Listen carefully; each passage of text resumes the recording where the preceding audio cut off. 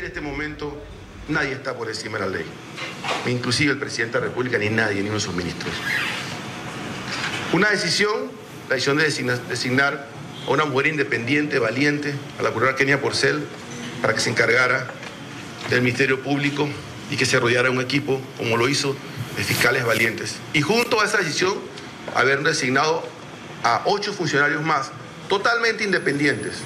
Aquí está el Contralor de la República, está Angélica Maitín, funcionarios de cumplimiento del país, fiscal de cuentas, contralor, procurador de la administración, superintendente de bancos, superintendente de seguros, todos independientes, ninguno con vinculación política y todos con autonomía. Y lo tercero, un compromiso.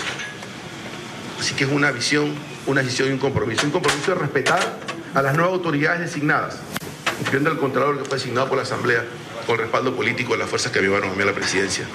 Respetar sus decisiones, respetar sus competencias y respetar su avance en el compromiso de defender los intereses del país. En base a eso, Panamá ha avanzado en un proceso que al inicio, aunque muchos lo cuestionaron, se le llamó corrección fraterna. El castigo del pecado y no del pecador. Después, en una charla en el Council of the Americas, dejé claro de que Panamá iba a avanzar en este proceso sin afectar al inocente. Más tarde, en un discurso en Harvard, cité las palabras de uno de los presidentes de Estados Unidos, John Adams, que para la comunidad es más importante proteger al inocente que castigar al culpable.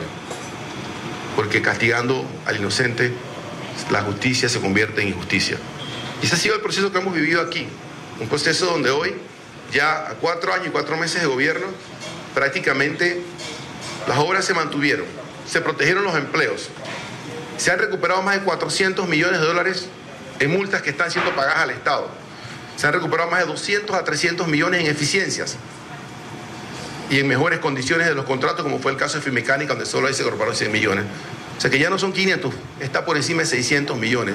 Gracias al trabajo de fiscales valientes, gracias al trabajo de funcionarios públicos comprometidos y sobre todo gracias a la aceptación de muchos que cometieron errores, aceptarlos.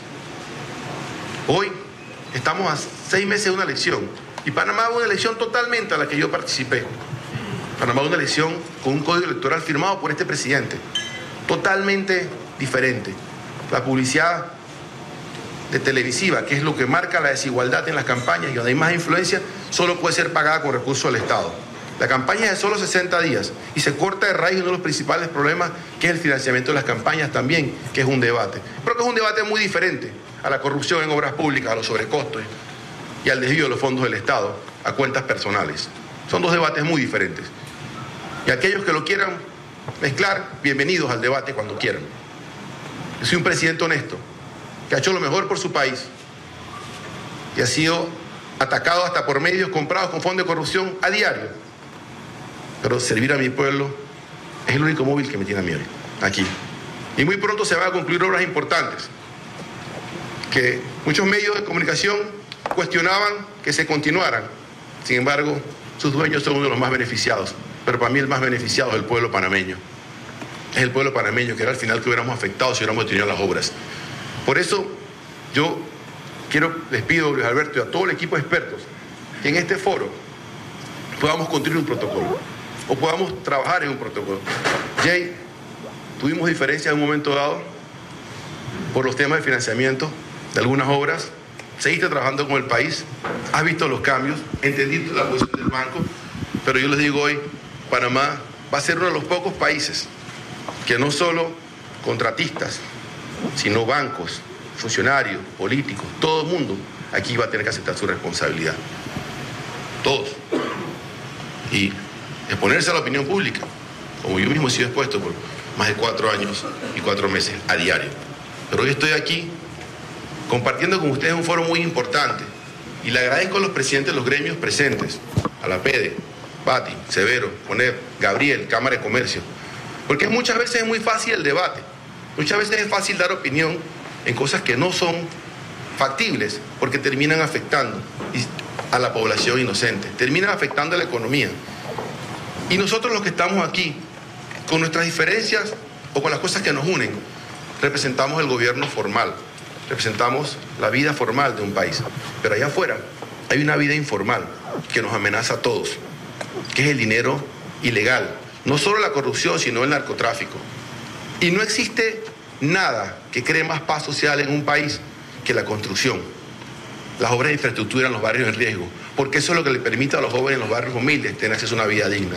Parar la construcción es disparar la inseguridad, es afectar al pueblo y es enviar a esos jóvenes sencillamente a que vayan al mundo informal, a que sean carne para las pandillas, para los grupos irregulares que mueven drogas hacia el norte, hacia Europa. Entonces los retos son importantes y también es afectar a la población en las obras que se merecen. Y nosotros hemos hecho cosas bien y también hemos cometido errores. Yo les puedo compartir un caso en Panamá. Nosotros tenemos un proyecto, el reto más grande que tenemos en la provincia de Colón. Mudar 7.000 familias que han compartido en 27 pandillas en la ciudad de Colón y mudarlas a un centro que dejen el dolor y la muerte a un lado y vivan en unidad como un solo pueblo, darles un apartamento digno. Ya hemos mudado 3.000 familias y que la ciudad de Colón renazca como un puerto libre. Hemos derrumbado más de 200 casas, más de 100 casas condenadas, pero van a ser 250 al final. Pero la escuela en el centro de esa ciudad, que estamos construyendo, que es el punto de integración de los niños, de los hijos de esas 27 pandillas, es el proyecto de infraestructura, uno de los más importantes, porque es el corazón del proyecto, porque es la unidad. No es la infraestructura, no es el cuerpo, es el alma del proyecto, porque une a los niños de las diferentes hijos de diferentes pandillas. Y lastimosamente ese proyecto, a pesar que lo adjudicamos directamente por temas de reputación, cuidándonos de los ataques mediáticos, no lo adjudicamos bien. Lo dedicamos a una empresa con excesivo contrato, y lo reconozco públicamente, con excesiva capacidad. Como no tiene un tema reputacional, se le fue la mano en contratación y hoy entonces las obras en riesgo las tenemos por esa vía. Entonces ahí no solo se afecta, ahí no solo la obra es contratada, sino que no se pierde lo que se le hubiera pagado o los problemas que se dan en las otras contrataciones que en mi gobierno no se han dado, pero sí se pierde la oportunidad de darle a esos niños un mejor futuro. Y uno sufre eso, y uno lo vive. A veces cuando toca avanzar a concluir el aeropuerto, se ataca mediáticamente fuertísimo las decisiones que toman los ejecutivos. Y lo que llama la atención es que los que más atacan son los que más necesitan que el aeropuerto esté listo a tiempo. Entonces uno se siente, ¿qué está pasando? Yo recuerdo la primera empresa que hizo, una de las primeras empresas, la primera obra que se adjudicó a una empresa en Panamá, luego de que hiciera un acuerdo con el Estado, se le adjudicó una pista de rodaje en el aeropuerto, porque los aviones no pueden ir sobre grama. Y fuimos atacados fuertísimamente y no teníamos alternativa. Si no adjudicábamos la pista de rodaje a la empresa que se lo había ganado, que ya había hecho un acuerdo con el Estado, sencillamente hubiéramos dilatado casi 8 meses a 10 meses la entrada en funcionamiento del aeropuerto con el costo de cientos de millones al Estado. O cuando se termina la línea 2 del metro, se nos ataca fuertísimamente, pero luego se nos pide que se conecten los centros comerciales a la línea 2 del metro. Entonces son cosas que uno ve que hay unas agendas mediáticas e intereses que no son los del Estado. O sea, yo lo que les pido hoy es que trabajemos juntos en ver el caso de Panamá, ver cómo se manejó Finmecánica, ver cómo se ha manejado el caso de Brecht, ver cómo se ha manejado el caso de Bulapa, ver cómo se han manejado los temas en la Asamblea. Nosotros estamos abiertos a este debate, pero lo más importante es poder juntos, con José presente, con tu experiencia en la región, construir un protocolo, Jay, Alberto y todos los que van a participar, Fernando, poder diseñar un protocolo que nos permita dejar un legado de compromiso en la lucha por la transparencia, en contra de la corrupción, pero protegiendo al inocente. Yo quiero expresar mi satisfacción por inaugurar este foro para el fortalecimiento del diálogo regional en materia de transparencia. La Asamblea de Naciones Unidas aprobó el 31 de octubre la Convención contra la Corrupción. Panamá la ratificó en el 2005. Esta convención contempla 4 aspectos fundamentales: prevención, criminalización, cooperación internacional y recuperación de activos. El documento de la ONU califica la corrupción como una plaga insidiosa con consecuencias nefastas para la sociedad. Agrego yo, la corrupción alimenta los 2 problemas principales de la región: la desigualdad y el crimen organizado. En los últimos años, la mayoría de los países de la región han sido sacudidos por escándalos de corrupción nacional e internacional, empañado la imagen de la política, los políticos afectando las economías más fuertes del continente. Los dirigentes necesitamos trabajar en conjunto para generar conciencia contra este flagelo y eliminarlo del sistema político y administrativo del Estado. Nuestra responsabilidad es cumplir con la transparencia, proteger la economía y a los inocentes.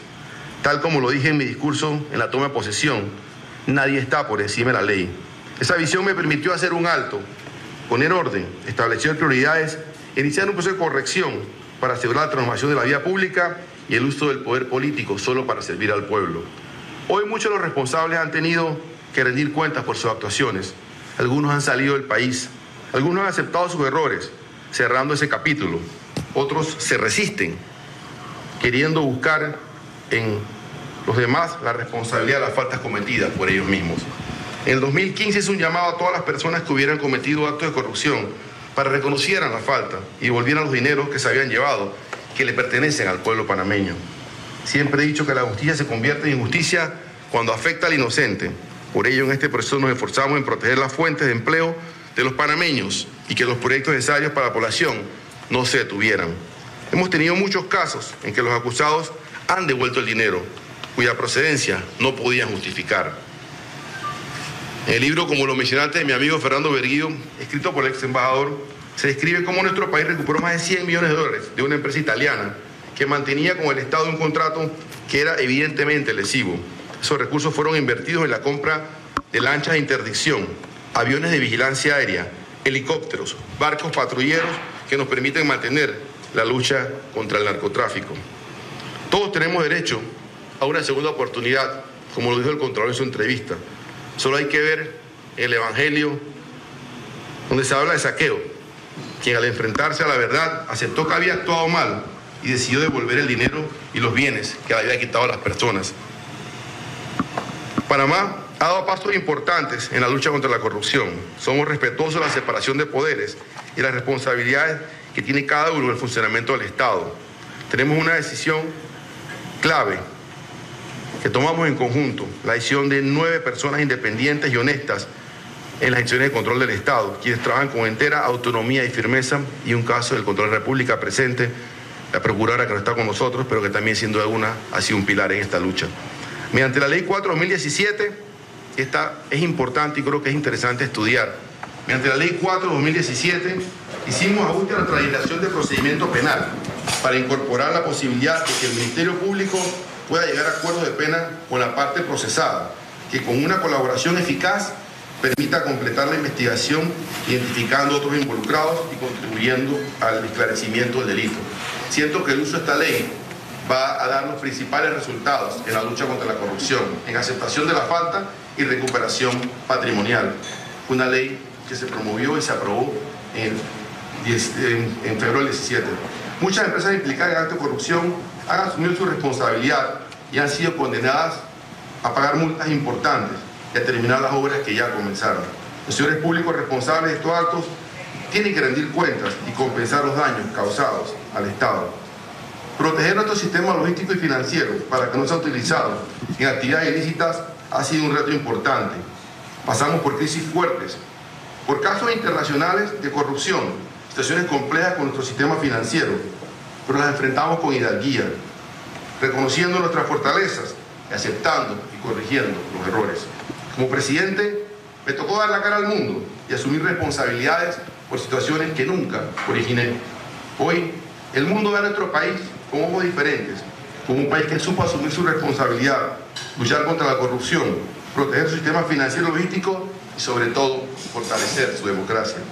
Tenemos una de las democracias más estables de la región, uno de los países más seguros de América, con el crecimiento económico más alto en América Latina, una inflación inferior al 1% y un desempleo inferior al 5.4%. La inversión extranjera ha aumentado un 15%, generando empleo para nuestros jóvenes en los últimos años. El valor de un gobierno honesto nos ha permitido reducir en 4 años el déficit fiscal de 6.5% a 2%. Al mismo tiempo, hemos duplicado los salarios de 40.000 maestros de $650 a $1.300 al mes. Incrementamos los salarios un 35% a más de 50.000 trabajadores de la salud pública y en un 30% a más de 25.000 miembros de la fuerza pública en los últimos 4 años. De los dineros recuperados de la corrupción, que son casi más de 400 millones y más de 200 millones en eficiencia, suman casi 600 millones, pero los recuperados directamente, 400 millones, se han utilizado 342 millones para devolver a través del CEPADEN a 480.000 extrabajadores públicos y privados una bonificación anual que se debía hace 40 años. O sea que no solo se recuperó dinero, sino que se devolvió al pueblo. Ya en el Banco Nacional se han cobrado más de 250 millones de dólares de panameños que han recibido una deuda de 40 años y la han cobrado en líquido. Y eso fue factible con 2 leyes que aprobamos. Aún recuerdo el día cuando el dirigente de los jubilados, Héctor Ávila, luego de tranque de calles por casi más de 6 meses, fue al Consejo de Gabinete y el ministro de Economía y Finanzas, Dulcio de la Guerra, me decía: si se aprueba esa ley yo renuncio. Y en la mitad del debate está la vicepresidenta, recordará el día, 3 ministros nos juntamos y le dije al ministro: si pagamos esas deudas con fondos que vienen de la corrupción, ¿tú lo aceptas? Me dijo: si es así, estoy de acuerdo. Pasamos 2 leyes, el CEPADEN es una realidad y más de 600.000 funcionarios ex cotizantes del Seguro Social o cotizantes actuales van a recibir 360 millones, de los cuales ya 240 han sido pagados. Según los últimos datos del MEF, se han emitido certificados ya se han emitido certificados a 485.000 beneficiados por un valor de 342 millones de balboas y 400.000 beneficiados han retirado sus certificados y el Banco Nacional ha pagado 220 millones a 280.000 beneficiados. Todo lo hemos logrado sin aumentar un solo impuesto. Al mismo tiempo invertimos, Luis Alberto, en el caso nuestro, 7% casi del PIB anual en infraestructura pública, que está cerca de los 3.75 mil millones de dólares al año. Nuestro gobierno ha contratado casi ya se acerca a más de 12 mil millones de dólares en obras públicas y los ministros presentes aquí, los exministros y yo somos responsables por esas contrataciones. Le daremos la cara hoy y después al país por esos procesos y la forma en que se hicieron y cómo se adjudicaron. Durante la administración hemos construido más de 2.000 kilómetros, gestionado la construcción de más de 2.000 kilómetros de carreteras, 100.000 nuevas casas, 6 hospitales, 25 escuelas, 22 kilómetros de la línea 2 del metro, una terminal de cruceros en el Pacífico, un nuevo centro de convenciones y 2 nuevas plantas de tratamientos de agua servidas y 4 plantas potabilizadoras. Algunas de las compañías que están construyendo estos proyectos se han declarado culpables de estar involucradas en temas de corrupción y líderes de opinión nos atacan porque no les quitamos los contratos a estas empresas. Si hubiéramos hecho eso, no habríamos podido construir proyectos necesarios. Se habrían perdido miles de empleos y miles de millones de dólares en proyectos públicos y se hubiera disparado la inseguridad en el país a niveles totalmente inaceptables como se ha dado en otros países en Latinoamérica. He puesto todo mi capital político y mi credibilidad y muchas veces hasta mi dignidad en riesgo en esto. Hoy puedo decir con orgullo que tomamos la decisión correcta. Soy responsable, junto a los miembros de mi gabinete, por más de 12 mil millones de dólares en obras de nuevos contratos que hemos licitado con transparencia. Quiero aprovechar esta oportunidad para agradecer una vez más a todos los funcionarios del Ministerio Público de Panamá, a esos hombres y mujeres valientes que, trabajando bajo el amparo de la ley con interés de decisión, están investigando a estas personas que se organizaron para aprovecharse de sus posiciones en el Estado para sustraer los recursos que le pertenecen al pueblo. A los gremios pretendentes, a la sociedad civil, un llamado a tener mucho cuidado en cómo actúa nuestro sistema judicial. No solo en los casos de corrupción, he visto situaciones que me preocupan mucho en los últimos meses. Jueces dejando libre a miembros identificados de pandillas que son aprehendidos con armas ilegales y les dan medidas cautelares. Decisiones tomadas que muchas veces afectan la institución del Estado y avances de los grupos ilegales con el narcotráfico a querer avanzar en la vida pública del país, querer influenciar a las autoridades del país e inclusive a los partidos políticos, incluyendo al mío. Y dejo esa advertencia hoy, porque la he hecho varias veces y cada vez que la hago recibo ataques, porque aquí hay un problema, que muchos de los equipos legales que defienden a los corruptos, que tienen un gran acceso a los medios de comunicación, también defienden a los narcotraficantes. Así que son 2 frentes que estamos luchando. Les puedo decir que en la batalla contra la corrupción hemos avanzado bastante y se está ganando, pero falta mucho por hacer.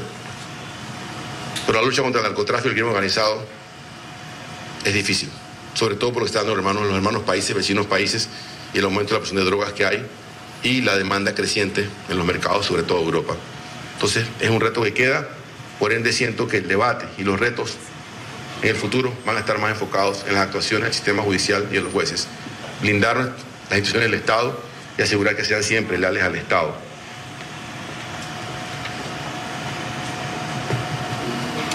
Como dice el juramento de los funcionarios públicos, Dios y patria los premiará a aquellos que hagan las cosas bien. Estoy seguro que episodios como el que vivió nuestro país en administraciones pasadas no se volverán a repetir. Retos muy importantes para los futuros gobernantes de Panamá va a ser el tema económico, porque se van a comparar con un gobierno honesto. Yo pude hacer muchas cosas: aumentar salarios, aumentar la beca universal, bajar la edad de 120 a los 70 a los 65 años, invertir más de 15 mil millones en infraestructura pública, llevar al país en paz, porque mi gobierno es un gobierno honesto y se comparó con un gobierno que lastimosamente fue contaminado por la corrupción y fue por lo que me tocó abandonarlo y luchar contra él desde adentro y después de afuera. El próximo gobierno va a comparar cifras contra un gobierno honesto, un gobierno que cumplió en obras, aumentó salarios, aumentó beneficios, no subió impuestos y cumplió hasta con deudas hace 40 años. Pero nos toca a todos seguir asegurando la transparencia. Pero ya de transparencia tenemos que dar un paso mucho más agresivo, que es la eficiencia en los usos de los recursos del Estado y en una comprensión de la clase política que tiene que seguir cambiando.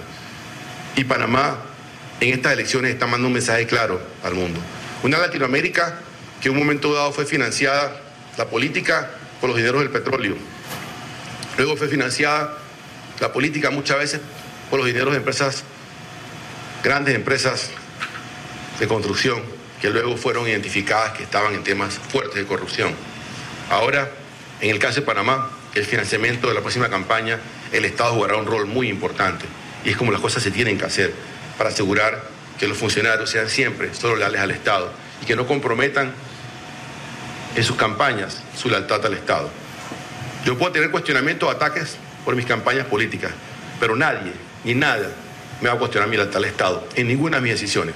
Y aquí estoy hoy y aquí estaré, hoy como presidente y mañana como expresidente, defendiendo mi nombre, el de mi familia, el de mi país y sobre todo mi compromiso en la lucha contra la corrupción.